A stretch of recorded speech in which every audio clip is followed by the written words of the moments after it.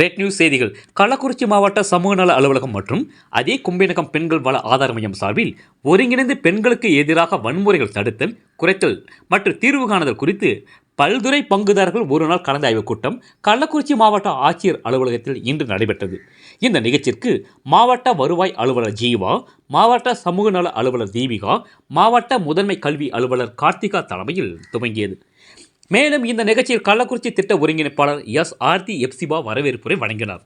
திட்ட இயக்குனர் வி. நந்தினி மற்றும் புதுச்சேரி இந்திய வானொலி நிலையத்தின் ஓய்வு பெற்ற துணை இயக்குனர் தி. சிவக்குமார், சமூக செயல்பாட்டாளர் ஏ. அருணா, மாவட்ட ஒருங்கிணைந்த சேவை மைய அதிகாரி மணிமேகலை, மாவட்ட மகளிர் அதிகார மைய ஒருங்கிணைப்பாளர் ஐயாதுரை என பலர் இந்த நிகழ்ச்சியில் கலந்து கொண்டனர்.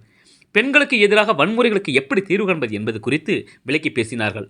ரெட் நியூஸ் தமிழ் செய்திக்காக திருக்கோளூர் செய்தியாளர் முத்துக்குமரன். செய்திகளை உடனுக்குடன் தெரிந்து கொள்ள ரெட் நியூஸ் தமிழ் சேனலை சப்ஸ்கிரைப் செய்யவும்.